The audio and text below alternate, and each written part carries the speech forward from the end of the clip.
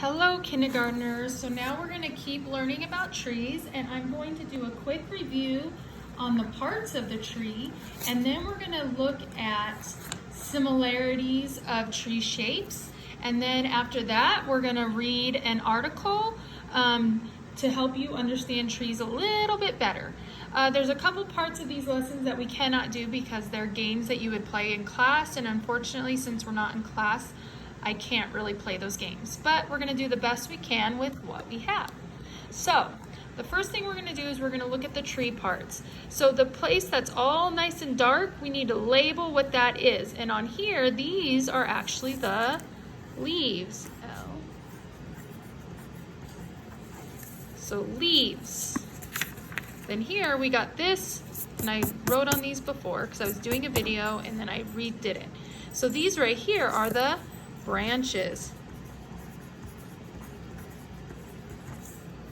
Okay, and then we come here, oh, these under here, these are the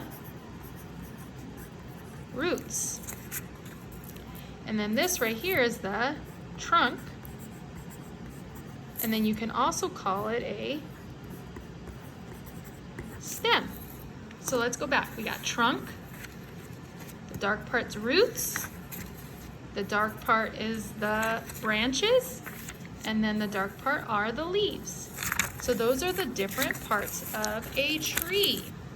So the next thing we're going to do is we are going to try to identify the similarities of some trees. So sometimes you can identify a tree just by looking at the shape of the whole tree. Shape is a property of a tree. Properties are like things you can observe, right? Scientists look at the shape of a tree because it provides information about the type of tree or how it grows. So now what I'm going to do is I'm going to show you some trees. This one's a fir. This one's a maple tree. I'll put it to where you guys can see it. This one's a pine tree. This one's an oak. This one is a cottonwood. This one is a poplar.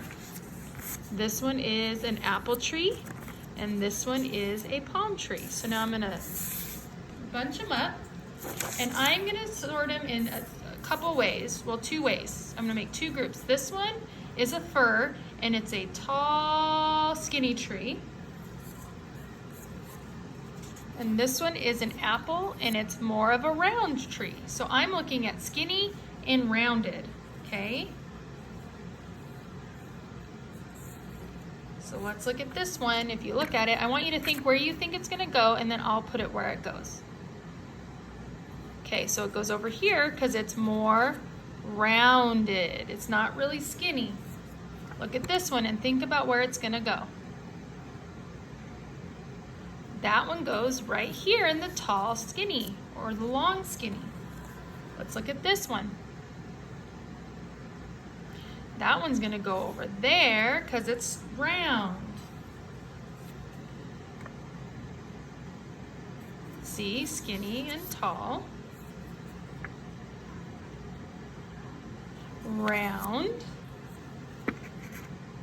Now this one's kind of confusing because it's really skinny down here, but let's look at the leaf area. And that's more rounded, so I'm gonna put that one over here, okay? So let's think for a minute. Similar, so I looked at something similar about these trees. Similar is a word that means having the same property. One way that chairs are similar is that they all have 4 legs. Some shoes are a similar color, such as red. Some trees have a similar shape. So I used my silhouette cards and I put them in 2 piles based on the pattern of a shape that I observed. The trees in each pile should be similar. In mine, they are.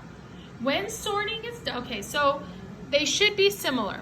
So mine, these ones in this pile are tall and skinny. So they're all skinny, right?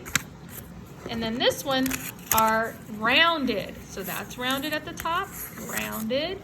Fatter, not skinny, right? Fatter, not skinny. That's how I organize these trees. So what you're gonna do is we're gonna stop this video, and the next video we do is gonna be of a video book article, since we don't have the books here, okay?